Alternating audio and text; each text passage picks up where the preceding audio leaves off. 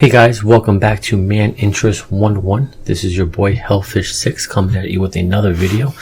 And this time we're going to do a little Rainbow Six. This game has been rough over the last couple of weeks, ever since around the middle of January. Noticed that this game is not easy. I mean, it's never been easy, but the skill level has definitely increased lately in this game.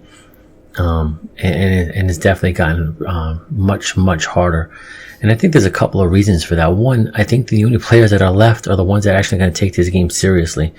More of the mature crowd, mature PC crowd, people that are familiar with the difficulty of Tom Clancy games like the old Splinter Cells and Ghost Recon games. I think the early adopters that, maybe this game wasn't for them or didn't feel like putting up with a lot of the Ubisoft's mistakes, the matchmaking and server issues and hit detection have already left and maybe gone back to playing something like Counter-Strike or some other competitive game, maybe Arma. I think the Christmas noobs, I think they're gone. I mean, if people got this game for Christmas, they tried it, they're like, whoa, this game is, it's not like the old Rainbow Six that came out on the consoles and like Rainbow Six Vegas 1 and 2. You look at those Rainbow Six games and you compare it to this, it's a totally different game. This one really is going back to the old style of Rainbow Six, many moons ago. And this game is difficult. It's especially difficult if you're playing with randoms. Games like this and Counter-Strike, organization is key.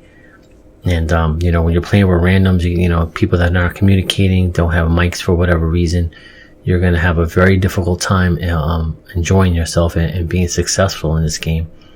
Even at least in Counter-Strike. Counter-Strike is a much more gunplay oriented game where a skilled player, he could still dominate a game and keep the team competitive, if not outright win, if he's a good enough player.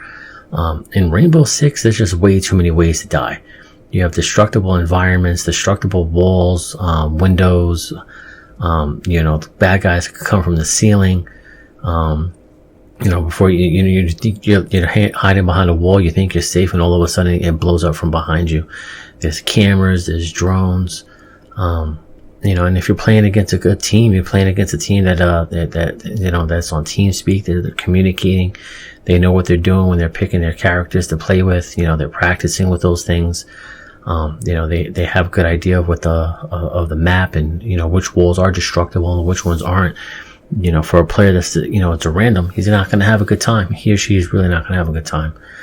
And another thing is this game is unlike, some of the other first person shooting games, especially Twitch type games like Call of Duty or even Counter-Strike, is that the battles really fought in the preparation stage. This is one of those games where the planning is, probably 90% of everything. It's almost like real life, really. Staging is going to really dictate if you're going to be successful or not in this game.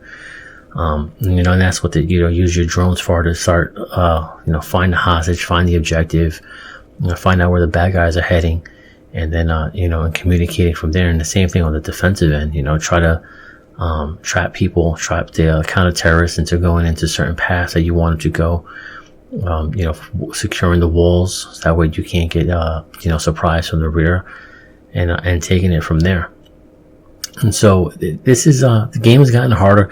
I realized something that I was doing, that's made my game a whole lot better, is I lowered down the mouse settings on my mouse, and, I'm getting much better shots. My mouse is not going all over the place. I probably should have done that a long time ago.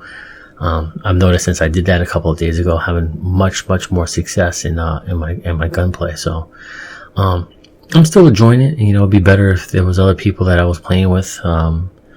But some people, they like playing Counter-Strike, and it's all good.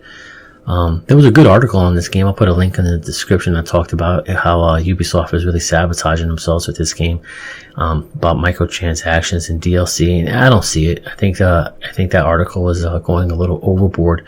The microtransactions are really just for the skins on the weapons and boosts to rank up and get more points so you get more skins. It's not something that's necessary in the game at all.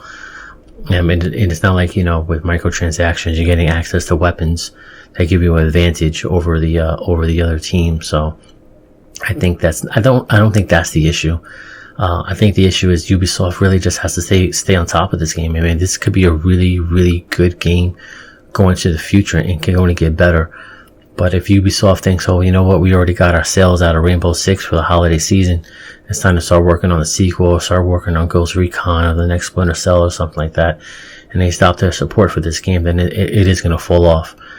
I think at this point they need to stay on top of the patches, improve the gunplay, improve the lag, improve the matchmaking, and I think over time the word of mouth is going to get out that, hey, you know what, Ubisoft is serious about making this a competitive first-person shooter game, and something that people should play. Counter-Strike's been out for a long time. It didn't happen overnight, the success that they're having. The game's been out since I think 98, 99, so and then it's 2016, so it doesn't happen overnight.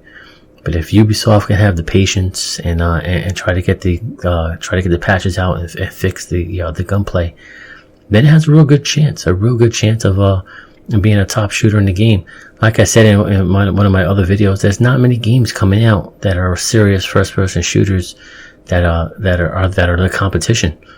The crowd that plays this game is not the kind of crowd that's playing Call of Duty or Halo or something like that. This is the more serious crowd, usually more mature gamers that are, like I said, are using comms and want to practice and study the maps and want to be successful. So as long as Ubisoft stays on top of the patches, they work on the gunplay, the lag, the matchmaking, you'll be fine. And of course, preventing cheating. Nobody wants to play a game where there's a bunch of cheaters running around. So, all right. Well, I think that is about it for me. I appreciate you guys watching, listening. Let me know what I can do to improve. This is your boy Hellfish6, and I am out.